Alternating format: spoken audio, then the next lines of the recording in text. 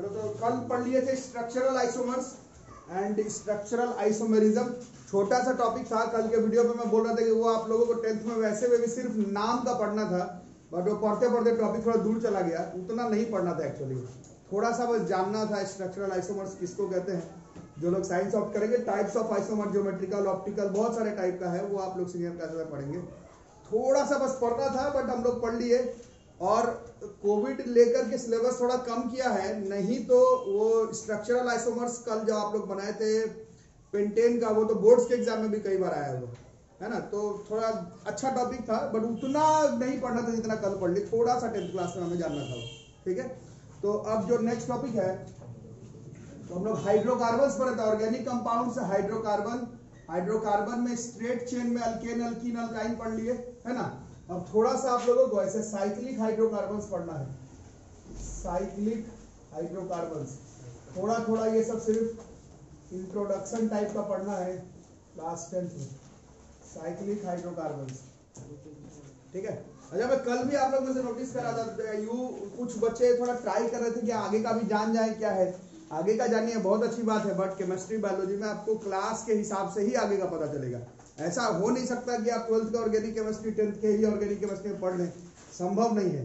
Physics में और math में थोड़ा बहुत किया भी जा सकता है, केमिस्ट्री बायोलॉजी में ऐसा पॉसिबल नहीं है कि जो आपको सीनियर क्लासेस में पढ़ना है वो आपको 10th में उसका फॉर्मूला लिखवा दिया जाए, उसका नोमेनक्लेचर बता दिया जाए, उसका कंपाउंड बना दिया जाए, संभव नहीं है। लाइन बाय लाइन सेटअप हो जाता है टॉपिक, है ना।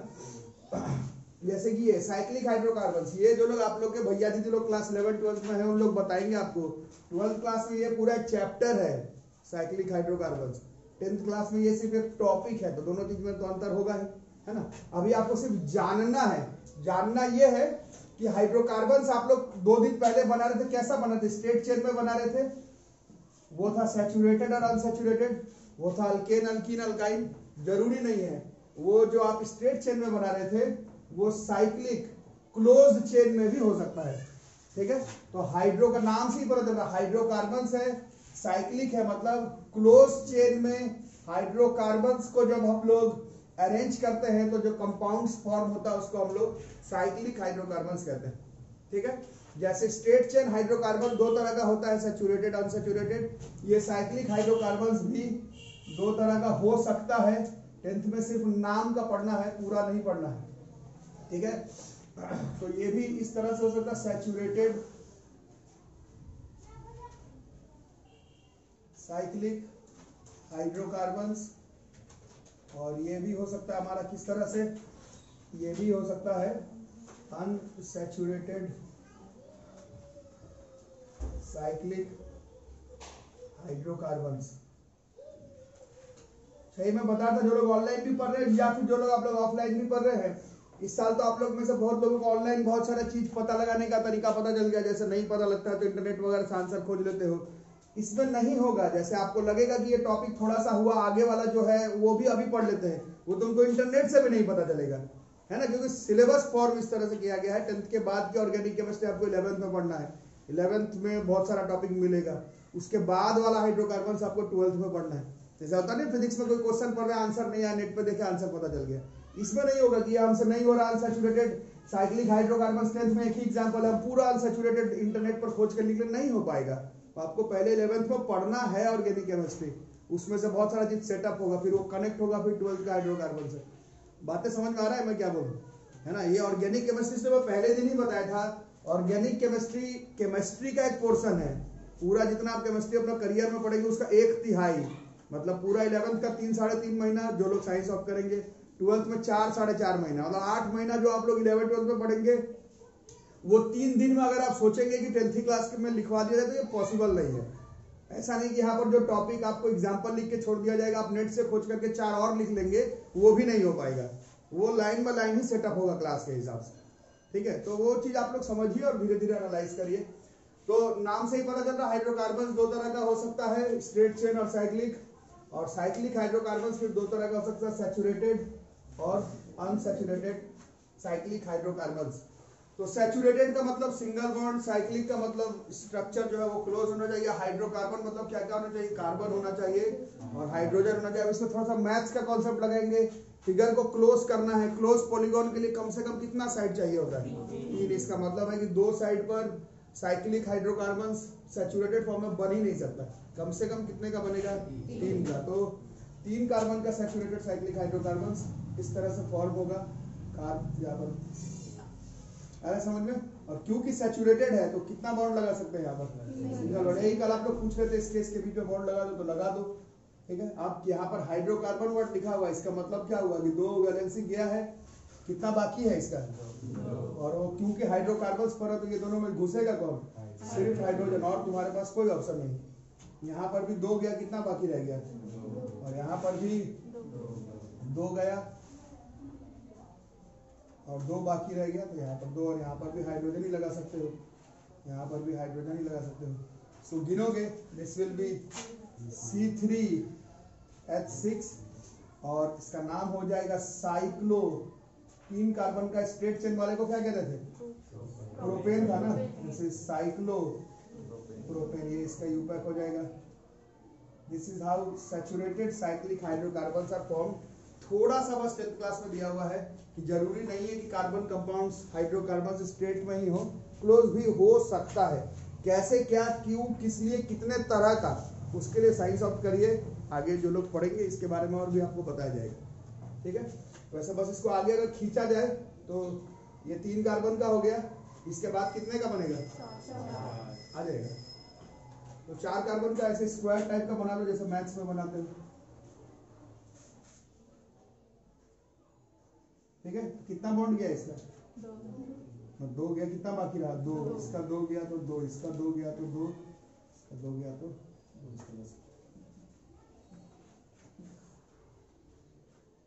इसको भी गिनोगे तो कितना आ जाएगा? जैसे C4H8, नाम हो जाएगा साइक्लो ब्यूटेन। और एक और अगर बनाना है तो 5 कार्बन वाला बना सकते हो। 1 2 3 4 5। ठीक है। तो वही हिसाब किताब है। इसका 2 गया, 2 बाकी, इसका 2 गया, 2 बाकी, इसका 2 गया, 2 बाकी, इसका 2 गया, 2 बाकी, इसका 2 गया, 2 बाकी। यहाँ हाइड्रोजन, यहाँ हाइड्रोजन, यहाँ हाइड्रोजन, यहाँ हाइड्रोजन, यहाँ हाइड्रोजन, यहाँ हाइड्रोजन, यहाँ हाइड्रोजन, यहाँ हाइड्रोजन, यहाँ हाइड्रोजन। गिनने पे कितना आ जाएगा? जैसे C5H10 और नाम हो जाएगा इसका साइक्लो पेंटेन। इस तरह से बनता हमारा सैचुरेटेड साइक्लिक हाइड्रोकार्बन। ठीक है। इन तीनों अभी लिखो मत। ये तीनों एग्जांपल क्यों बताया गया? जैसे और भी एग्जांपल बता सकता था, बट क्यों एग्जांपल बताया गया? क्योंकि आप लोग सिलेबस अपना पढ़े होंगे, आपको एक फेमस टॉपिक इस चैप्टर में पढ़ना है, दैट इज होमोलोगस सीरीज। अगर आप ध्यान से देखेंगे कितने कार्बन का अंतर है? और हाइड्रोजन कितने कार्बन का अंतर है? हाइड्रोजन। और एक जैसा ही स्ट्रक्चर है, एक ही कंपाउंड, एक ही सीरीज में फॉर्मेशन है, नाम भी एक जैसा है, स्ट्रक्चर का अरेंजमेंट भी एक जैसा है। तो जैसे पहला दिन अल्केन, अल्कीन, अल्काइन का होमोलोगस सीरीज लिख रहे थे, ये जो बोर्ड पर अभी आपको लिखा हुआ है वो भी क्या है? ये भी होमोलोगस सीरीज है। किसका? सैचुरेटेड साइक्लिक हाइड्रोकार्बन का। तो वही होमोलोगस सीरीज, अलग से तो डेफिनेशन है केवल, पर अभी बोर्ड पर जो है वो सैचुरेटेड साइक्लिक हाइड्रोकार्बन्स का होमोलोगस सीरीज लिखा हुआ बोर्ड पर। ठीक है। और इसका जनरल फॉर्मूला से गिनोगे तो 3 का 6, 4 का 8, 5 का 10 आ रहा है। इसका जनरल फॉर्मूला है CnH2n, जो कि बाई चांस अल्कीन को रिजेंबल कर रहा है। General formula by chance alkyne को रिजेंबल कर रहा है, बट कोई कनेक्शन नहीं, कोई कनेक्शन है, वो अलग कंपाउंड कोई कनेक्शन नहीं, but these are saturated cyclic hydrocarbon. ठीक है। इसको नोट करो। तो साइक्लोपेंटेन का इलेक्ट्रॉन डॉट स्ट्रक्चर आपके एनसीईआरटी में क्वेश्चन है। This is not the electron dot structure. Electron dot structure कैसे बनता है पहले क्लास में समझाया गया था। हाँ, बना लीजिए, देखते हैं कोई मिला लीजिए।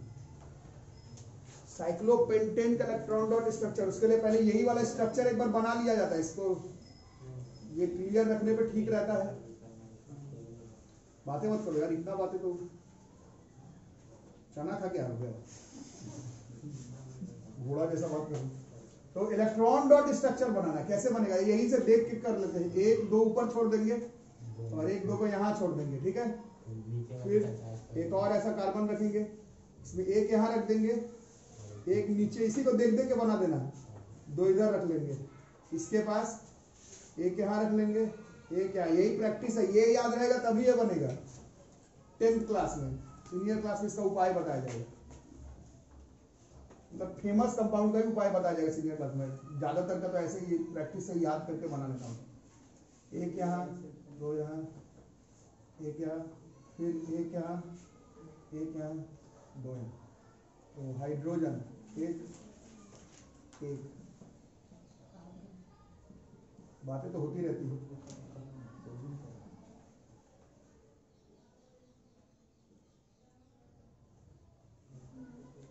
S8 के बाद अगर कोई इंपॉर्टेंट क्वेश्चन रहता था हर साल इलेक्ट्रॉन डॉट स्ट्रक्चर का, तो यही रहता। CO2 और H2O तो आता ही था, वो तो एक अलग बात। उसके बाद यही सब था,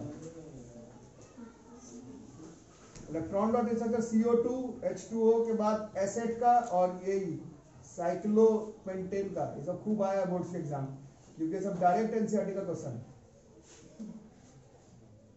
उतना हंस कौन रहा है? तू शिवम सर कहाँ आप जा रहे हैं? 2 स्टूडेंट बाद दे दिया। हाँ जाऊँ क्या सब? 2 स्टूडेंट बाद ये एक्स्ट्रा हो गया। हाँ हाँ, 1 2 एक इसके साथ था, एक इसके साथ। ये हो गया। अब इसका 8 इलेक्ट्रॉन करना है, कैसे करें? ऊपर वाले के साथ 2 लिया, एक कार्बन के साथ इधर 1 2 3 4 5 6 7 8 लाइन बना सकते हैं, यही ना? अब बॉन्ड बना लो। कहाँ कहाँ पर बन रहा है? यहाँ, ये एक, ये दोनों ना, ये ठीक है। और उधर का अच्छा बॉन्ड बाद ही में बना लेना, ठीक है।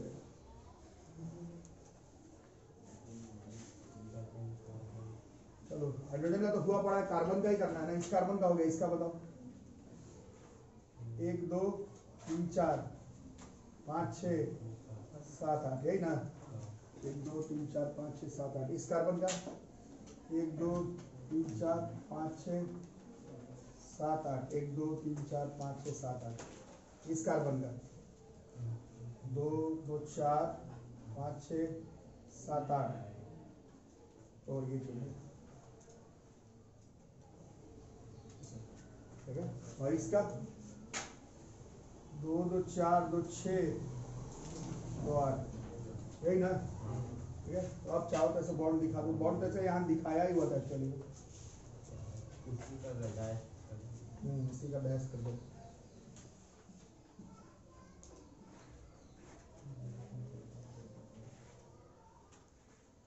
यही ना? ठीक है। This is electron dot structure, दोनों चीज में अंतर है।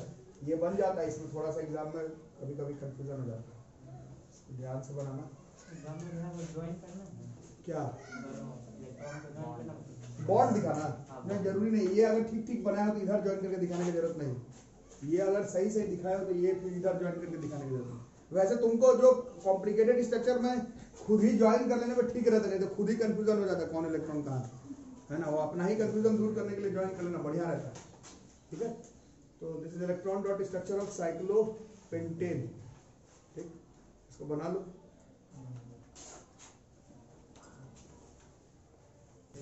तो थोड़ा सा आप लोग बनाए तो वैसे ही ये भी देख लो, साइक्लिक हाइड्रोकार्बन जरूरी तो नहीं है कि हर बार सैचुरेटेड ही हो, ऐसा तो कोई जरूरी नहीं है। और क्या हो सकता है? ये अनसैचुरेटेड साइक्लिक हाइड्रोकार्बन। इसके बारे में आपको 10th में नहीं पढ़ना है, बस जानना है कि साइक्लिक हाइड्रोकार्बन जैसे सैचुरेटेड हो सकता है वैसे ही अनसैचुरेटेड भी हो सकता है।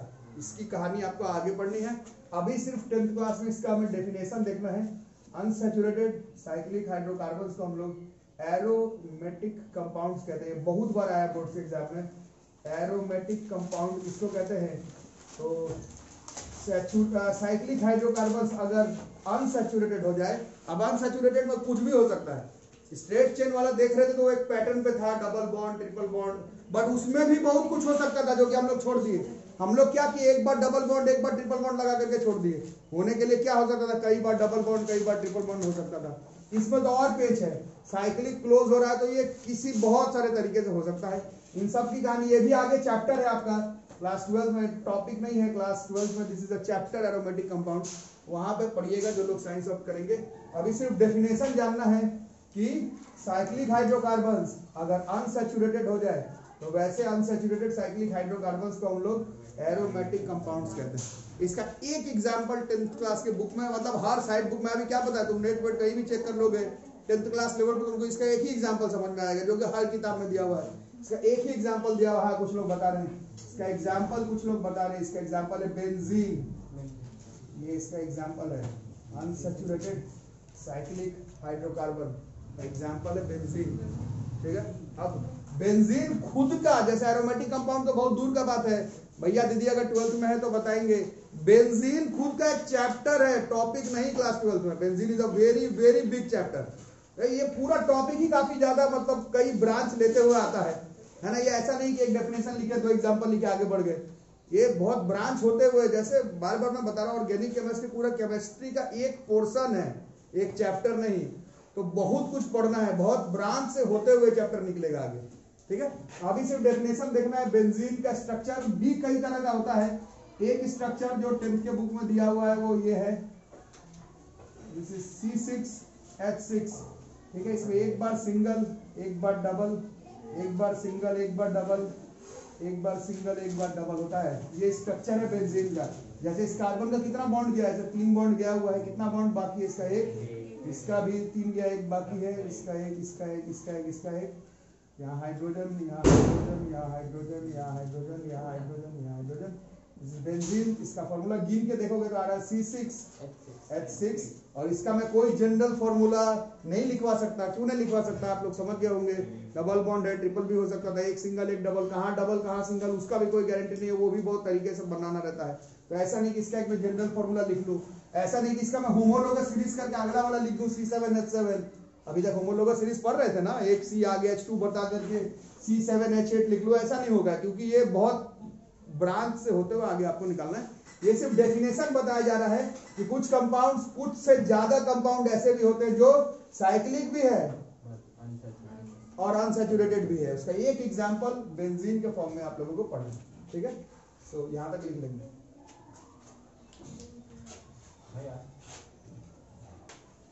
तो आगे पढ़ते हैं इसके बाद वाला जो टॉपिक है वो एक्चुअली में इतना बड़ा टॉपिक था कि वो लगभग 20 दिन लग जाता था पढ़ने में, है ना।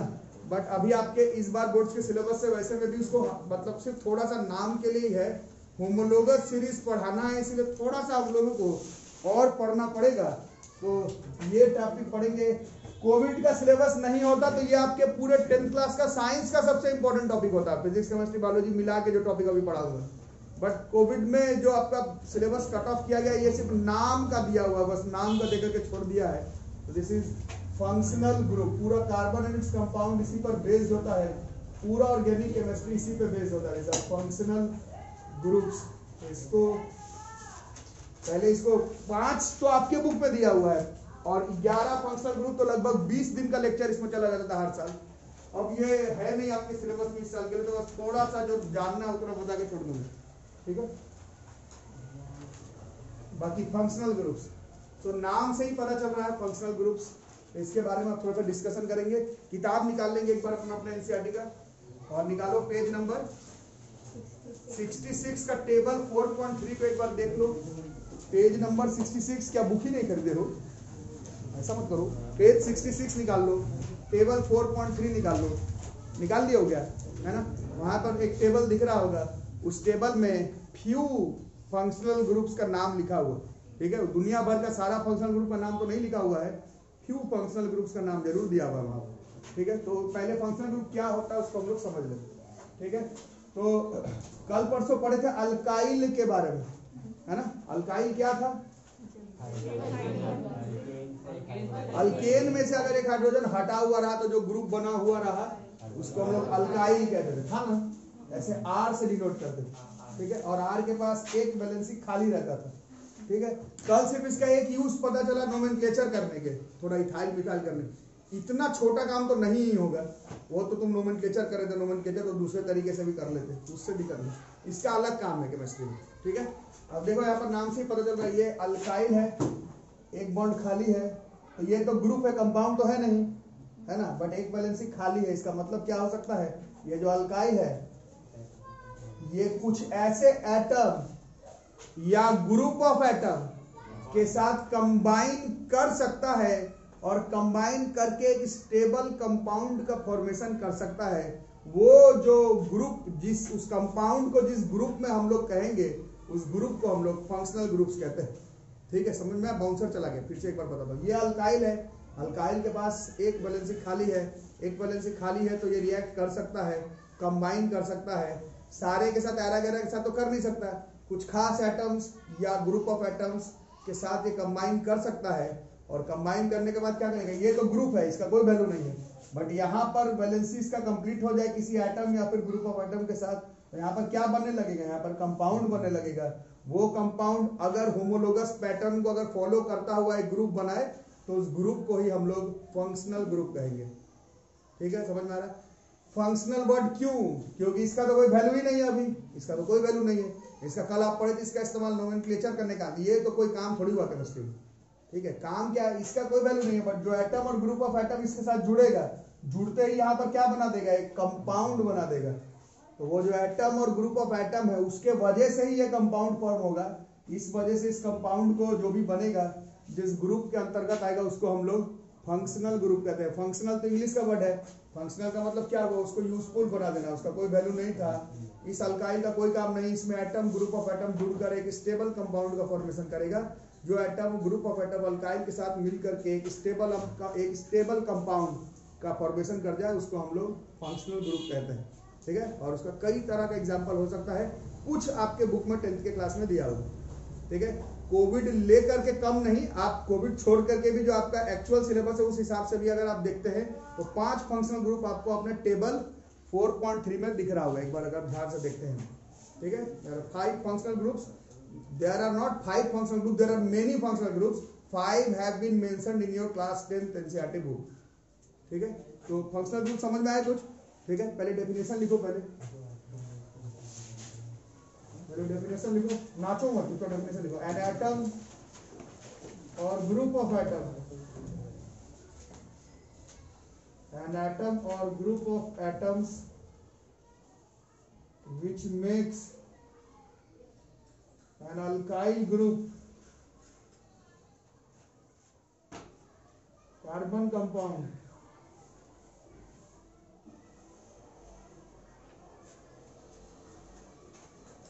reactive / functional and decide its properties are called functional groups।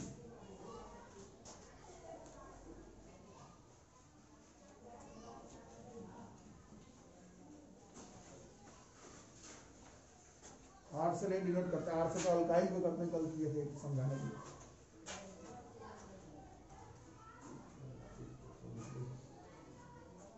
और ये क्या है,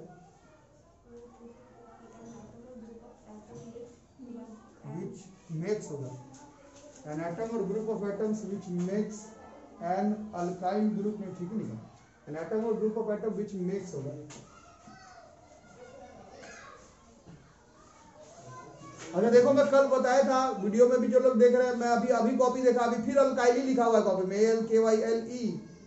ALKYLE नाम है, मैं हर साल देखता कॉपी में ALKYLE लिख लेते हैं, कैसे पता नहीं, कहीं नहीं लिखा हुआ अल्काइल, देखो उसकी कॉपी में लिखा हुआ था, कल भी मैं कॉपी देख रहा था, उसकी कॉपी में भी लिखा हुआ था, और हर साल देखता हूँ ALKYLE, पता नहीं कैसे लिखा जाता, मिथाइली पता नहीं हो ही जाता है, हर साल देखता हूँ ALKYLE लिखा जाता है, METHYLE मिथाइली नहीं है, अल्काइल है, ई नहीं है ना, खुद से ही पता नहीं कैसे लिख लेते, नहीं है, ई नहीं है वहां पर। हाँ अल्काइल ग्रुप के बाद ब्रैकेट में कार्बन कंपाउंड क्यों लिखा है? वो अल्काइल ग्रुप कार्बनिक कंपाउंड का ही होना चाहिए, हाइड्रोकार्बन ही होना चाहिए, ऑर्गेनिक कंपाउंड ही होना तो चाहिए। भैया वो कंपाउंड तो नहीं है, अल्काइल ग्रुप तो बस ग्रुप है जिसमें हाँ लेकिन वो कार्बन का होना चाहिए, तो कंपाउंड नहीं ना होगा। वो इसके साथ बनने के बाद तो कंपाउंड ही बन जाएगा ना। ये अल्काइल से सल्केन से बनता था, मतलब कि फंक्शनल रूप से सल्केन के पास था। नहीं ऐसा कहाँ, अल्काइल अल्केन से बनता नहीं था, ये अल्केनी में से तो वो हटाते भी नहीं थे, वो तो मैं बस बोल रहा था तरीका याद करने का है। CH4 में से एक हाइड्रोजन हटा हुआ है तो उसको मिथाइल बोलते हैं, वो बनाते थोड़ी है। मैं क्लास में ही बताया था अल्काइल कोई ग्रुप नहीं है कि एक मीथेन में से एक हाइड्रोजन हम कोई रिएक्शन देकर के हटा दिए उसके जगह एक जोड़ दिए। समझने के लिए भी हाँ बिल्कुल, वो से ही ना अल्केन से कि अल्कीन से मिलाएंगे तब भी बनेगा अल्काइल। नहीं बनेगा, अल्काइल ग्रुप फॉर्म ही होगा अल्केन वाले ग्रुप से ही, लेकिन वो अल्केन से बनाया हुआ कोई कंपाउंड का नाम नहीं है। फंक्शनल रूप से सल्केन के पास रहता है। नहीं ऐसा कैसे, हाउ यू कैन से, जैसे हम लोग अल्काइल हम लोग बना नहीं रहे हैं। CH3 जो लिए हाँ वो है तो अल्केन का ही है। नहीं है, वही तो मैं बोल रहा हूँ, वो नहीं अल्केन का कुछ नहीं है, वो बस याद करने का तरीका। जैसे मीथेन है उसमें एक हाइड्रोजन कम है तो उसको मिथाइल बोल ले रहे हैं, इथेन है तो उसको इथाइल बोल ले रहे हैं, वो बना नहीं रहे हम लोग।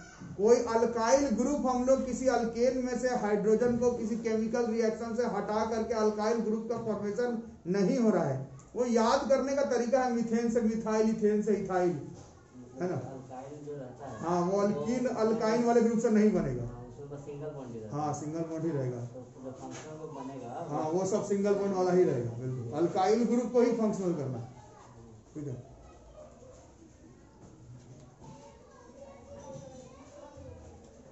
ठीक है, आगे इसको स्टार्ट करते हैं जरा से, ठीक। ठीक, कोई नहीं। तो कुछ एग्जांपल देख लेते हैं फंक्शनल ग्रुप, ठीक। फॉर एग्जांपल लिखो,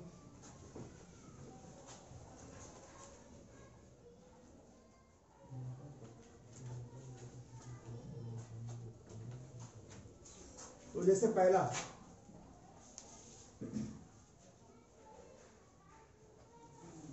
दिस इज Rx, पहला यही है, ठीक है। पहला फंक्शनल ग्रुप इज Rx, लिखो पहला functional group this is Rx, this is hello alkane, this is hello alkane, hello alkane, यही पहला functional group, hello alkane, hello alkane. वो मैं बता, आप जो लिखवा जा रहा हूँ जो बता, ठीक है। हेलो अल्केन आपका कई तरह का जो फंक्शनल ग्रुप आपको पढ़ना है करियर में, उसमें से एक ये एग्जांपल के फॉर्म में दिया हुआ है, दैट इज हेलो अल्केन, ठीक है। अब ये कैसा है नहीं है ये आप लोग खुद भी पकड़ पा रहे होंगे, है ना। अल्केन दिख ही रहा है यहाँ पर। हेलो जो है वो हेलोजेन ग्रुप से आया है। हेलोजेन ग्रुप ऑलरेडी कई बार अनऑफिशियली हम लोग पढ़ चुके हैं, ऑफिशियली अगले चैप्टर में पढ़ना है पीरियोडिक क्लासिफिकेशन ऑफ एलिमेंट में, बट 10th क्लास के स्टूडेंट से नाम बहुत बार सुन के आ चुके हैं पहले। हेलोजेन एटॉमिक नंबर नहीं पीरियोडिक टेबल में जो ग्रुप 17 में है, क्लोरीन, फ्लोरीन, ब्रोमीन, आयोडीन, एस्टिनीन, ये जो ग्रुप है दैट इज हेलोजेन ग्रुप उसको बोला जाता है। तो हेलो अल्केन ये वाला फंक्शनल ग्रुप कैसे बनेगा, क्या होना चाहिए हमारे पास, एक अल्काइल, अल्काइल के पास कितना वैलेंसी खाली था, एक था, उस एक में कौन जुड़ गया, उसमें एक आगे क्लोरीन, ब्रोमीन, आयोडीन, ब्रोमीन, एस्टिनीन, ये सब जुड़ गया, तो कौन सा कंपाउंड, कौन सा फंक्शनल ग्रुप बन जाएगा, दैट इज हेलो अल्केन। याद रहेगा, ठीक है। जैसे कुछ एग्जांपल बताओ, और क्योंकि we are following homologous series तो अपने से एग्जांपल नहीं लिखेंगे, होमोलोगस फॉर्म में एग्जांपल लिखने का ट्राई करेंगे, ठीक है। तो बताओ जरा सा इसमें कुछ जैसे पहला लाइन बाय लाइन में चलेंगे। हाँ तो ये हो गया, यहाँ पर खाली है, यहाँ पर खाली है, भर जाता तो ये तो मीठे ही नहीं हो जाता, तो पढ़ाता क्या, यहाँ खाली है। अब तुम डिसाइड कर लो, फ्लोरीन को जोड़ो, क्लोरीन को जोड़ो, ब्रोमीन को जोड़ो, आयोडीन को जोड़ो। एस्टिनीन को सीनियर क्लासेस में आपको पढ़ाया जाएगा कि जनरली नहीं जोड़ा जाता है क्योंकि पीरियोडिक टेबल में बहुत नीचे है, वो सिंपल प्रॉपर्टी शो करने वाला एलिमेंट नहीं है। इतना नीचे पीरियोडिक टेबल में जो सब होता है आप लोग को मालूम, उन सबका प्रॉपर्टी अलग अलग होता है। उस ग्रुप में है हेलोजन ग्रुप में, बट एस्टिनीन को जनरली नहीं लेना है, फ्लोरीन, क्लोरीन, ब्रोमीन, आयोडीन के बीच में बात करना है, ठीक है। ये एक्स यहाँ पर लिख लेंगे, दिस इज 7 नंबर पे, 9 नंबर पे फ्लोरीन है ना, फ्लोरीन, क्लोरीन, ब्रोमीन, आयोडीन। तो किसी एक का लेके बनाओ, कोई एक का लेकर जिसको बनाना, मान लो क्लोरीन बना लेते हैं, ठीक है।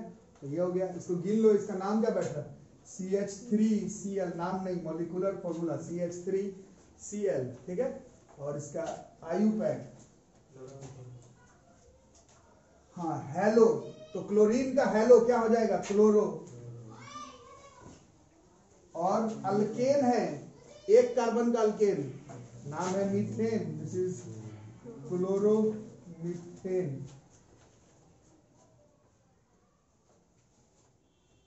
ठीक है, दिस इज क्लोरोमीथेन। और इसका कॉमन नेम भी याद करना है। कल मैं बताया था परसों कि कुछ कंपाउंड का कॉमन नेम आपको मालूम होना चाहिए, उसमें से कुछ का नाम एक पैटर्न पर है, रूल पर है, तो याद करके रखेंगे। This is methyl chloride, this is methyl chloride, इसका कॉमन नेम है। यूपैक भी याद रहेगा तो चलेगा, कोई दिक्कत नहीं, बट कॉमन नेम किसी किसी का याद करना पड़ता है, ठीक है। तो क्योंकि होमोलोगस सीरीज फॉलो करें तो इसके अगले वाला क्या हो जाएगा,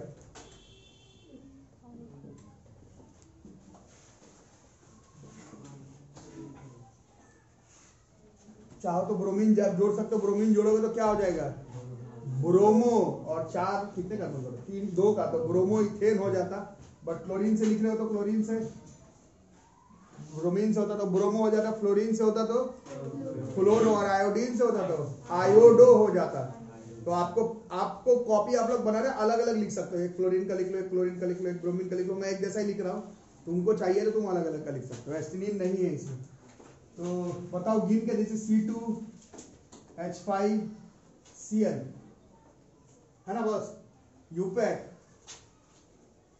आयूपैक, बोलो क्या हो जाएगा इसका, chloro ethane, common name ethyl chloride,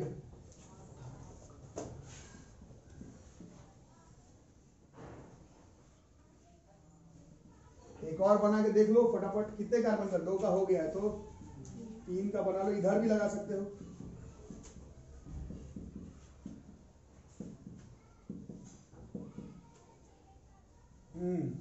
बोलो C3H7Cl, यूपैक, आयूपैक, क्लोरो प्रोपेन, और हाँ प्रोपाइल क्लोराइड है कॉमन नेम।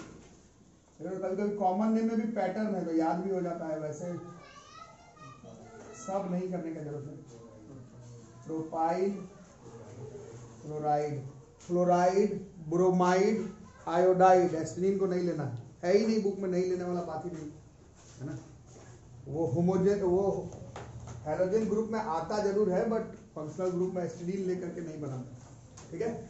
अच्छा, और देखो अंतर बताओ, अंतर सबके बीच में कितने कितने का अंतर है, देखो एक कार्बन का, दो हाइड्रोजन का, एक कार्बन का, दो हाइड्रोजन का, एक कार्बन, दो हाइड्रोजन, एक जैसा देखने में है, एक ही सीरीज को फॉलो कर रहा है, केमिकल फिजिकल प्रॉपर्टी एक जैसा होगा क्योंकि एक ही जैसा है, यार में एक पहले से खाली था तो क्लोरीन फ्लोरीन ब्रोमीन जोड़े हो, फिजिकल प्रॉपर्टी केमिकल प्रॉपर्टी एक जैसा, एक कार्बन दो हाइड्रोजन का डिफरेंस, स्ट्रक्चर देखने में एक जैसा, तो ये क्या हो जाएगा, ये जो बोर्ड पे लिखा हुआ है अभी जितना एग्जांपल लिखा हुआ है, these are examples of homologous series.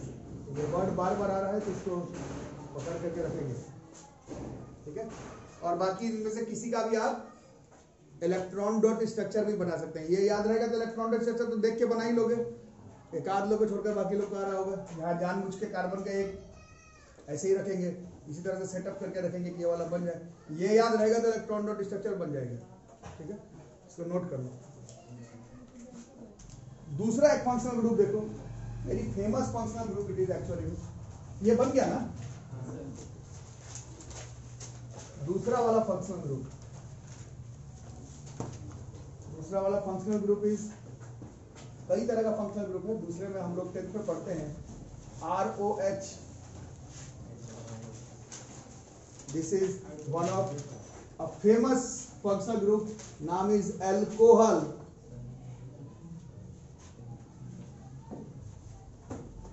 ये है दूसरा नंबर का फेमस, दूसरा नंबर का फेमस नहीं, मेरे ख्याल से सबसे famous functional group, this is alcohol, ROH, this is alcohol, ठीक है। और ये ग्रुप है और इसमें बहुत सारे फेमस केमिकल कंपाउंड आते हैं, जैसे कि कुछ का नाम आप लोग सुने हैं, मिथेनॉल, इथेनॉल, इसी ग्रुप का ही कंपाउंड है, ठीक है। तो ROH का मतलब क्या हुआ? R CH4 होना चाहिए था बट है नहीं, CH3 है और OH है, ठीक है। सो दिस इज आवर सबसे छोटा वाला एल्कोहल, सबसे छोटा अल्कोहल यही है ना। गिनोगे मॉलिक्यूलर फॉर्मूला तो कितना आ जाएगा, गिनने का जरूरत ऐसा है नहीं, बट ऐसे CH3OH। इसको कई बार, अभी मैं जब इस बार तो खैर सिलेबस ही उल्टा पुल्टा है तो बताना मुश्किल है, नहीं तो टेस्ट में आपका बहुत अजीब सा रहता है, इसको CH3OH नहीं लिख करके CH4O ऐसा करके लिखा हुआ रहता है, तो पता ही नहीं चलता कौन सा कंपाउंड का नाम है ना। तो खैर अभी तो फिलहाल जैसे CH3OH है, ठीक है। इसका यूपैक, IUPAC, तो ध्यान से देख लोगे, ये इस तरह से देखो, ये था मीथेन, है ना, एक कंपाउंड का एक वाला था, सिंगल बॉन्ड वाला था, ऐसे मीथेन, बट है नहीं, मीथेन तो है ही नहीं है, ई हटेगा और अल्कोहल का ये जो OL है इसके नीचे लाइन खींच के रखेंगे, उसी को यहाँ पर जोड़ देंगे, यही इसका IUPAC है, मीथेनॉल। और क्लास 9 जो लोग पढ़े थे उनको याद होगा, IUPAC जो है वो डिसाइड करता है किस तरह से नेमिंग करना, तुमको मेरे को नहीं करना, कॉमन नेम हम लोग याद कर सकते हैं, अच्छा ये इसका होता है, याद कर लेते हैं। IUPAC वो तुम्हारे याद करने से नहीं होगा, रूल फॉर्मेशन है, रूल ही फॉलो करना पड़ेगा। रूल है अल्केन का ई हटाओ, ओल जोड़ दो, जो बन के आएगा दैट इज एल्कोहल, ठीक है। कोई डाउट इसमें? हाँ, हाइड्रोक्साइड ग्रुप, ROH वही वाला हाइड्रोक्साइड ग्रुप, इसका common name, famous compound, common name भी मालूम होता है बच्चों को। हाँ कुछ बता रहे, दिस इज मिथाइल एल्कोहल। पहले दिन ही बताऊं कि जिसका मैं बोर्ड पर लिखवा दिया कॉमन नेम, वो तुमको याद होना चाहिए। यूपैक तो याद क्या, यूपैक तो रूल से हो रहा है, रूल तो तुमको जानना ही है, वो तो एकदम एक अलग चीज हुआ, रूल तो हमें जानना ही है। IUPAC तुमको एकदम रूल से और कॉमन में सीधा रट लेना है, ये होता है कॉमन, ठीक है। मिथाइल अल्कोहल, इसके बाद वाला जो है इसका होमोलोगस सीरीज में इसका जो सेकंड वाला है, वही कार्बन एंड इट्स कंपाउंड में पढ़ने जाने वाला सबसे फेमस कार्बन कंपाउंड में से एक है, ठीक है। इसके बाद वाला 2 कार्बन,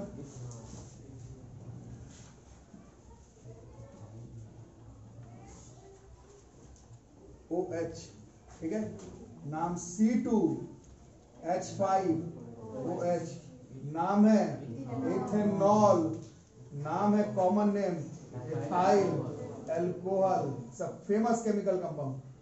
ये फिर इसमें इस कंपाउंड में टिक लगा करके आप लोग रख लेना। वैसे तो इस बार का सिलेबस अलग है, टिक क्यों है वो आप लोग समझ रहे होंगे, बट शायद हम लोग उस पैटर्न को फॉलो न करें। हर साल टिक इसलिए लगवा के रखना रहता था क्योंकि 2 कंपाउंड के बारे में आपको अलग से पढ़ना है, उसमें एक ये है और एक इथेनॉइक एसिड है, तो हम लोग टिक लगा के रखते थे। इस बार का सिलेबस के हिसाब से शायद उतना डीप हम लोग ना जाए, जो आपका सिलेबस है उसी को फॉलो करेंगे। दिस इज इथेनॉल, है ना। हाँ दिखाते हैं, इलेक्ट्रॉन डॉट स्ट्रक्चर बनाएंगे तो OH पे भी बॉन्ड दिखाना पड़ेगा, हो जाएगा ना, करके दिखाओ। शायद किए थे पहला दिन, फर्स्ट डे जो बना था शायद इथेनॉल का ही किए थे, इथेनॉल का ही बनाए थे शायद, एक बार चेक कर लो। ये मिथेनॉल का बनाए थे, इथाइल अल्कोहल इसी का बनाए थे भाई, तो ये कहीं ना कहीं से मैं पहले भी बनवा के रखा हूँ, ये इंपॉर्टेंट कंपाउंड था ही, है ना, ठीक है। इसका इलेक्ट्रॉन डॉट स्ट्रक्चर आएगा अभी भी आपके स्कूल एग्जामिनेशन में बनाने के लिए, इसलिए जो लोग क्लास नहीं फॉलो कर रहे हैं कर लो, फर्स्ट क्लास में ही इसका इलेक्ट्रॉन डॉट स्ट्रक्चर बताया गया था, ठीक है। कुछ लोग के पास लगता है अभी भी सिलेबस नहीं है, उनको लग रहा होगा कि फंक्शनल ग्रुप तो है नहीं, तो इसका कैसे आ सकता है एग्जाम में। तो अगर आप लोग के पास सिलेबस है तो उसमें देखना एकदम क्लियर कट लिखा हुआ है, covalent bond formation of few carbon compounds, word देख लेना आपका सिलेबस में है।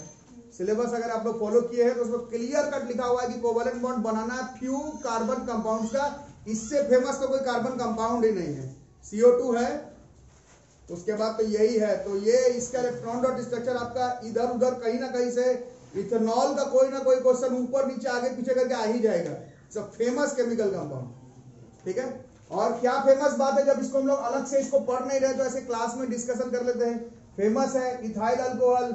जितना भी दवा सिरप, जितना भी आप दवा दारू है ना, जितना भी मेडिसिन है सिरप के फॉर्म में या फिर जितना भी अल्कोहलिक ड्रिंक्स है, उन सबका मेजर इंग्रेडिएंट इथाइल अल्कोहल है।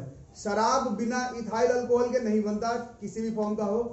दवा मतलब ऐसे टैबलेट वाला दवा नहीं, जो सिरप वाला जितना भी दवा है जिस भी तरह का हो, वो भी उस सब में ethyl alcohol is a famous active ingredient, इसके बगैर नहीं बन पाएगा। ठीक है, क्लियर कट बात समझ में आ रहा है। और पढ़े थे क्लास 9th में, अगर आप लोग को थोड़ा सा याद आ रहा हो, क्लास 9th में शायद जहां पर आइसोटोप टॉपिक पढ़ रहे थे, वहां पर वर्ड है द टिंक्चर आयोडीन।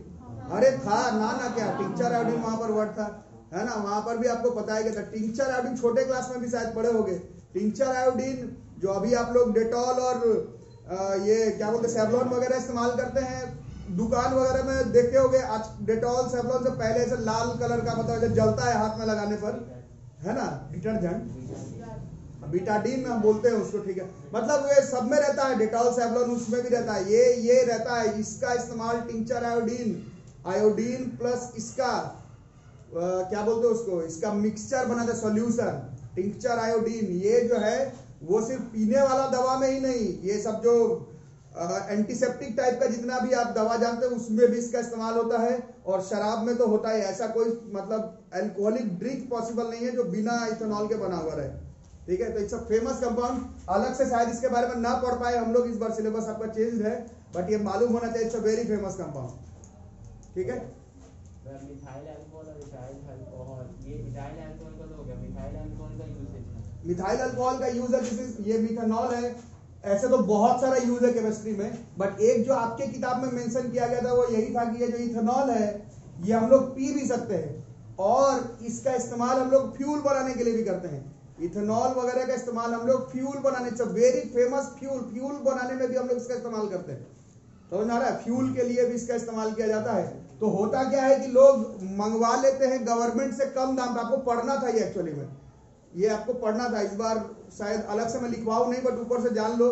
गवर्नमेंट से जो मैन्युफैक्चरर हैं, फैक्ट्री जो लोग ओन करते हैं, उन लोग मंगवा लेते हैं कि हमको इससे दवा बनाना है, चाहे इससे फ्यूल बनाना है, तो गवर्नमेंट से कम दाम पे मंगवा लिया जाता है, फिर इसका शराब बना के बेच दिया जाता है। जो आप लोग पढ़ते होंगे पेपर वगैरह में, जहरीली शराब पीने से लोग मर गए, ये डेली पेपर में आता है, ये मालूम होगा। उसमें क्या होता है, गवर्नमेंट जब इथेनॉल देता है सामने वाले को शराब बनाने के लिए नहीं, दवा या फिर फ्यूल बनाने के लिए, तो उसमें मिथेनॉल मिक्स कर देता है। मिथेनॉल जो है वो एक पॉइजनस सब्सटेंस है, वो उसको पॉइजनस कर देता है। मतलब वो सामने वाले को, जो मैन्युफैक्चरर है, जो फैक्ट्री जिसको ओन है, उसको मालूम है कि इसका इस्तेमाल जो है वो सिर्फ फ्यूल के फॉर्म में कर सकते हैं, फ्यूल बनाने, इसका हम लोग शराब नहीं बना सकते, बट बना देता है। और वो आप लोग को मालूम है, वही आप लोग पेपर वगैरह में पढ़ते हैं, जहरीली शराब पीने से मर जाता है। तो मिथेनॉल का ऐसे बहुत सारा काम है, डाइज वगैरह में इस्तेमाल होता है। मिथेनॉल का इस्तेमाल इथेनॉल के साथ मिला करके उसको पीने के लिए क्या बोलते हैं उसको, मतलब पीने के लिए अब उसको रख, माने शराब नहीं, अगर इथेनॉल है बट उसमें थोड़ा सा मिला दो मिथेनॉल, तो पीने लायक नहीं रहेगा, फिर आप उसे फ्यूल वगैरह बना सकते हैं, तो फैक्ट्री यूज के लिए इस्तेमाल कर सकते हैं, बट उसे शराब नहीं बना सकते। डाइज वगैरह बनता है मिथेनॉल से, पॉइजनस है methanol, you can say it is a poisonous compound. ठीक है, और इसको हम लोग डीनेचर्ड अल्कोहल कहते हैं। ठीक है, जब बात हो ही रहा है इसलिए मैं बता दिया, ये सब आपको पढ़ना था, इस बार शायद ना आए, बट इसको हम लोग डीनेचर्ड अल्कोहल कहते हैं। किसको? पीने वाला इथेनॉल में थोड़ा सा मिथेनॉल मिला दो तो वो पीने लायक नहीं रहेगा। फैक्ट्री यूज के लिए ठीक है, मैन्युफैक्चरिंग फ्यूल के लिए ठीक है, पीने लायक नहीं इस्तेमाल हो पाएगा। तो अल्कोहल ने अपना नेचर बदल दिया, उसको हम लोग डीनेचर्ड अल्कोहल कहते हैं। और ये मिला देने पर शराब का कलर जो है वो ब्लूइश कलर का होता है, ब्लू टिंट हो जाता है। वो सामने वाले को मालूम रहता है कि इसका इस्तेमाल पीने वगैरह के लिए नहीं, लेकिन चला दिया जाता है गांव देहात में, जो कि आप लोग पेपर में पढ़ते हैं, जहरीली शराब पीने से लोग मर गए, तो इसका इस्तेमाल हो जाता है। क्या प्रॉपर्टी रहता है इसके अंदर से दवा में? वो एक्टिव इंग्रेडिएंट है। इथेनॉल का सबसे बढ़िया प्रॉपर्टी यही है कि वाटर के बाद सबसे जबरदस्त यूनिवर्सल सॉल्वेंट दुनिया में अगर कोई है तो इथेनॉल है। वाटर के बराबरी का लगभग इसका सॉल्यूबिलिटी है। जितना चीज वाटर अपने में घुला सकता है, मोटा मोटी उतना ही सॉल्युबिलिटी इथेनॉल का भी है। तो ये एक्चुअली में वाटर से भी इंपॉर्टेंट केमिकल कंपाउंड है। ये पानी के बराबर सॉल्युबिलिटी है, प्लस इसका बहुत सारे एक्स्ट्रा काम में भी इस्तेमाल कर सकते हैं, बट सीधा पी नहीं सकते। तो खैर पानी ही जीवन है, वो तो एक अलग बात है, but ethanol is a very famous universal solvent, very famous carbon compound ethanol. तो हार्मफुल इफेक्ट्स होता है बहुत कम है, इसीलिए इसको डायरेक्ट इस्तेमाल नहीं कर सकते, इसको थोड़ा चेंजेस करके इसको मैन्युफैक्चरिंग में इस्तेमाल करते हैं। डायरेक्ट जो उसका रियल फॉर्म है उसमें नहीं, सीधा नहीं कर सकते इस्तेमाल। वो तो हम लोग सीधा पानी भी नहीं पी सकते, पानी भी आप जानते ही है कि थोड़ा तरीके से हो करके ही आप पीते हैं, है ना, ऐसे सीधा नहीं, सीधा पानी नहीं पी सकते, ठीक है। तो ये फंक्शनल ग्रुप्स में, और ये देख लो, ये मैं बता था, इसके आगे वाला बनाते तो क्या बनता, प्रोपेनॉल बनता। कॉमन नेम क्या होता है, प्रोपाइल अल्कोहल। बना नहीं रहा हूं लेकिन ऐसे बनता, C3H7OH, प्रोपेनॉल, प्रोपाइल अल्कोहल। और ये मैं इसलिए लिखा क्योंकि कुछ लोग समझ गए होंगे क्यों लिखा, क्यों लिखा। सबके बीच में कितने का अंतर है, एक कार्बन का, दो हाइड्रोजन का, आखिर अल्कोहल ही है, एक ही ग्रुप में है, स्ट्रक्चर एक जैसा है, मोटा मोटी फिजिकल केमिकल प्रॉपर्टी एक जैसा है। ये जो बोर्ड में लिखा हुआ है, this is again homologous series of alcohol. तो एग्जाम में देख लेना किसका होमोलोगस सीरीज पूछ रहा है। अल्कोहल का पूछेगा तो ये बनाओगे, अल्केन का पूछेगा तो बनाना, अल्कीन का पूछेगा, सैचुरेटेड साइक्लिक हाइड्रोकार्बन का पूछेगा तो बनाना, ठीक है। तो मिलते हैं अगले क्लास में नेक्स्ट 2-3 फंक्शनल ग्रुप के साथ, ठीक है।